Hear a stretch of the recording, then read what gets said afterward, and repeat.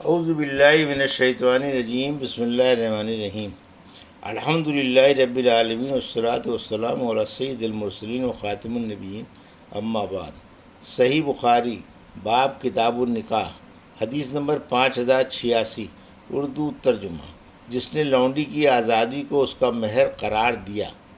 ہم سے قنیبہ بن سعید نے بیان کیا، کہا ہم سے حماد بن زید نے بیان کیا، ان سے ثابت بنانی اور شعیب بن حجاب نے بیان نے، اور ان سے حضرت انس بن مالک رضی اللہ عنہ نے کہ رسول کریم صلی اللہ علیہ وسلم نے حضرت صفیہ رضی اللہ عنہ کو آزاد کیا اور ان کی آزادی کو ان کا مہر قرار دیا۔ حدیث نمبر 5087، اردو ترجمہ۔ مفلس کا نکاح کرانا درست ہے۔ جیسا کہ اللہ پاک نے سورہ نور میں فرمایا ہے کہ اگر وہ دولہا دلہن نادار ہیں تو اللہ اپنے فضل سے انہیں مالدار کر دے گا۔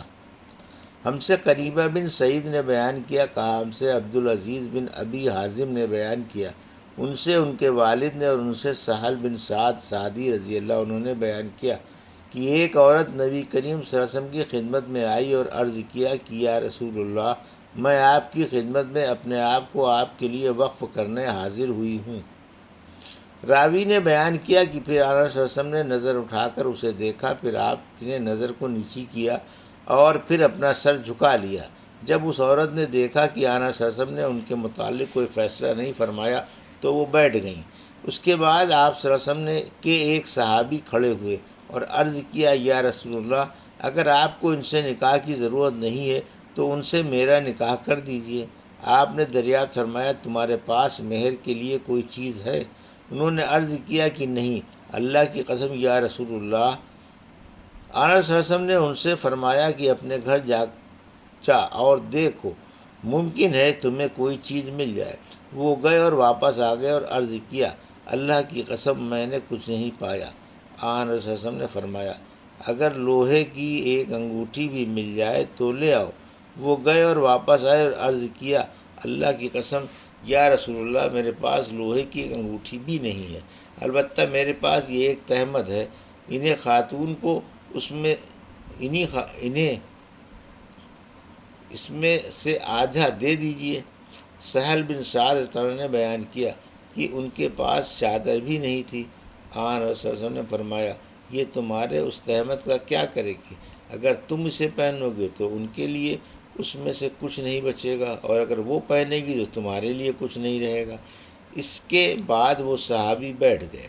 کافی دیر تک بیٹھے رہنے کے بعد جب وہ کھڑے ہوئے تو آقا صلی اللہ علیہ وسلم نے انہیں دیکھا کہ وہ واپس جا رہے ہیں۔ آقا صلی اللہ علیہ وسلم نے انہیں بلوایا۔ جب وہ آئے تو آپ نے دریافت فرمایا کہ تمہیں قرآن مجید کتنا یاد ہے؟ انہوں نے عرض کیا کہ فلاں فلاں صورتیں یاد ہیں۔ انہوں نے گن کر بتائیں۔ آقا صلی اللہ علیہ وسلم نے پوچھا کیا تم انہیں بغیر دیکھے پڑھ سکتے ہو؟ انہوں نے عرض کیا کہ جی ہاں۔ آقا صلی اللہ علیہ وسلم نے فرمایا پھر جاؤ، میں نے انہیں تمہارے نکاح میں دیا ان صورتوں کے بدلے جو تمہیں یاد ہیں۔ حدیث نمبر 5088، اردو ترجمہ۔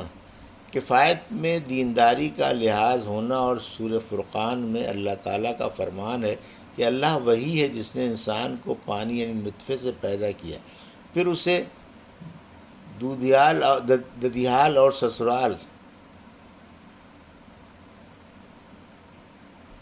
کے رشتوں میں بانٹ دیا، اس کو کسی کا بیٹا بیٹی، کسی کا داماد بہو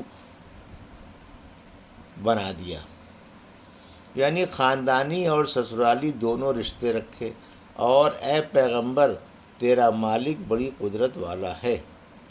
ہم سے ابو الیمان نے بیان کیا، کہا ہم کو شعیب نے خبر دی، ان سے زہری نے، انہیں عروہ بن زبیر نے خبر دی، اور انہیں عائشہ رضی اللہ عنہ نے کی ابو حذیفہ بن عتبہ بن ربیعہ بن عبد شمس محشم نے، جو ان صحابہ میں سے تھے جنہوں نے نبی کریم صلی اللہ علیہ وسلم کے ساتھ غزوہ بدر میں شرکت کی تھی، سالم بن موقل رضی اللہ عنہ کو لے پالک بیٹا بنایا، اور پھر ان کا نکاح اپنے بھائی کی لڑکی ہندہ بنت ولید بن عتبہ بن ربیہ سے کر دیا۔ پہلے سالم ایک انصاری خاتون شبیہ بنت یعار کے آزاد کردہ غلام تھے، لیکن ابو حذیفہ نے ان کو اپنا منہ بولا بیٹا بنایا تھا، جیسا کہ نبی کریم صلی اللہ علیہ وسلم نے زید رضی اللہ عنہ کو، جو آپ صلی اللہ علیہ وسلم ہی کے آزاد کردہ غلام تھے، اپنا لے پالک بیٹا بنایا تھا۔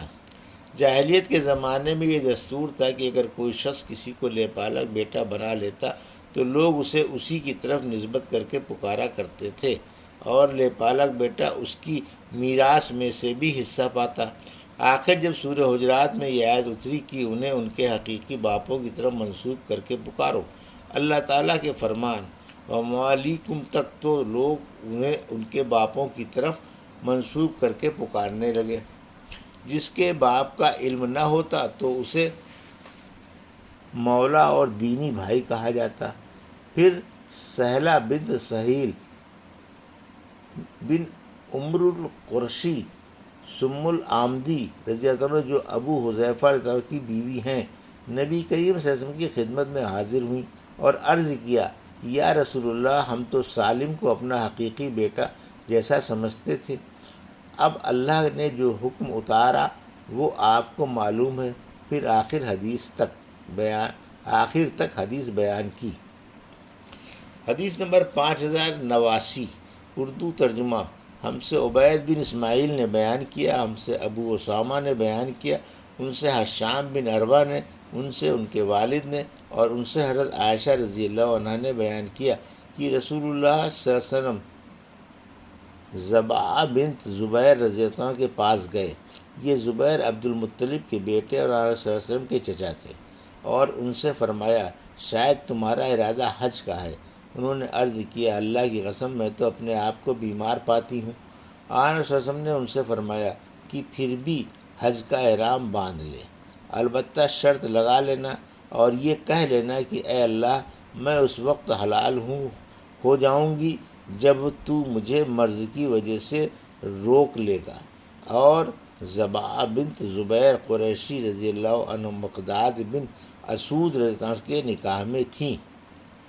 حدیث نمبر 5090، اردو ترجمہ۔ ہم سے مسدد بن مسہرت نے بیان کیا، کہا ہم سے یحییٰ بن سعید قطان نے، ان سے عبید اللہ عمومی نے، کہ مجھ سے سعید بن بابی سعید نے، ان سے ان کے والد نے، اور ان سے ابو ہریرہ رضی اللہ عنہ نے بیان کیا کہ نبی کریم صلی اللہ علیہ وسلم نے فرمایا عورت سے نکاح 4 چیزوں کی بنیاد پر کیا جاتا ہے، اس کے مال کی وجہ سے، اور اس کے خاندانی شرف کی وجہ سے، اور اس کی خوبصورتی کی وجہ سے، اور اس کے دین کی وجہ سے۔ اور تو دیندار عورت سے نکاح کر کے کامیابی حاصل کر، اگر ایسا نہ کرے تو تیرے ہاتھوں کو مٹی لگے، یعنی آخر میں تجھ کو ندامت ہوگی۔ حدیث نمبر 5091، اردو ترجمہ۔ ہم سے ابراہیم بن حمزہ نے بیان کیا، کہا ہم سے عبدالعزیز بن ابی حازم نے، ان سے ان کے والد سلمہ بن دینار نے، ان سے سہل بن سعد سعدی نے بیان کیا کہ ایک صاحب جو مالدار تھے رسول اللہ صلی اللہ علیہ وسلم کے سامنے سے گزرے۔ آن حضرت صلی اللہ علیہ وسلم نے اپنے پاس موجود صحابہ سے پوچھا کہ یہ کیسا شخص ہے؟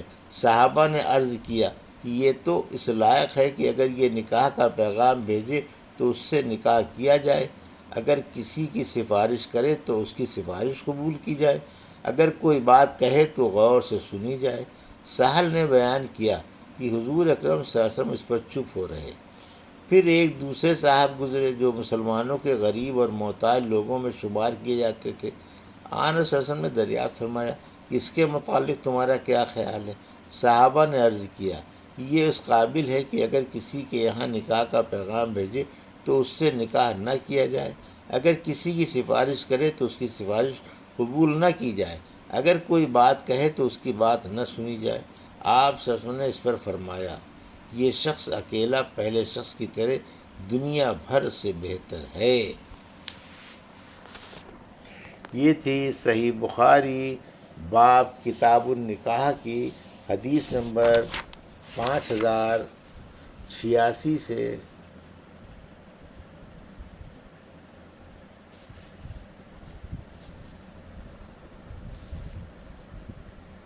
5091 کا اردو ترجمہ جو ابھی آپ نے سماعت فرمایا۔